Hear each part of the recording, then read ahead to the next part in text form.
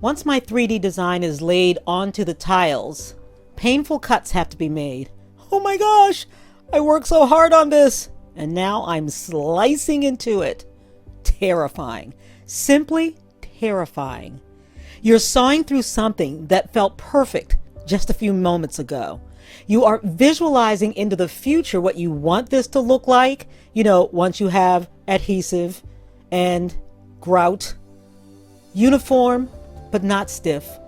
Interesting, but not haphazard.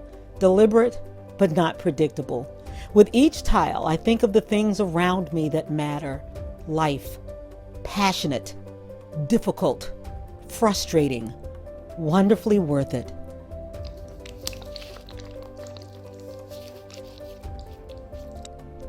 This is called slip. I make my own. You can buy it, but I make my own. I simply use bits of dried clay and distilled water, and I mix it into a nice paste consistency.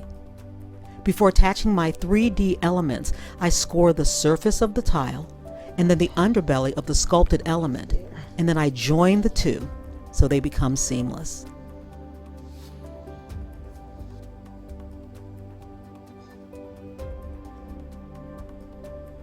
The last thing you want is for this to come off in drying, or even worse, in the kiln. Oh my God. Then it becomes a major fix. And the best time to do things, I think, is when the clay is in this stage, even before it gets leathery.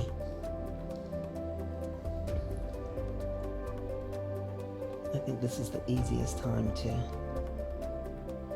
fixes, changes, finishing and smoothing. This is important because as the clay dries, if the two pieces aren't completely married to one another, they'll separate, and it is a mess to fix. So I just put in the effort on the front end and painstakingly join my pieces together so they'll last through the fire.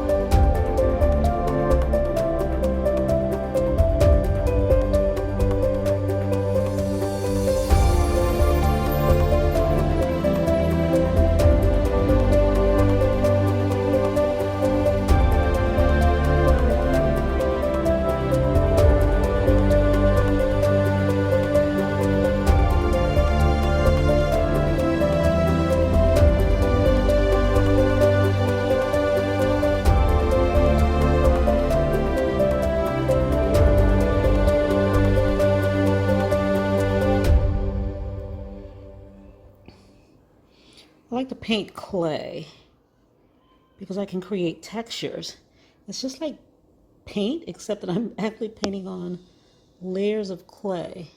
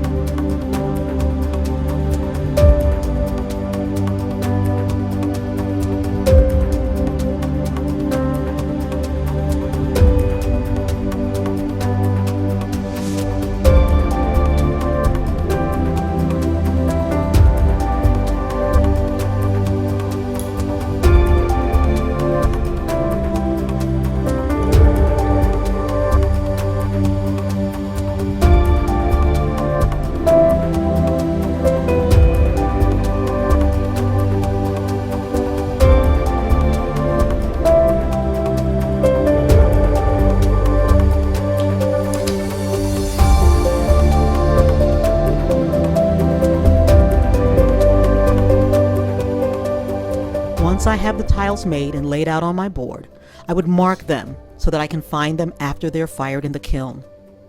And then I let them dry. 190 handcrafted tiles, including a few spares, just in case.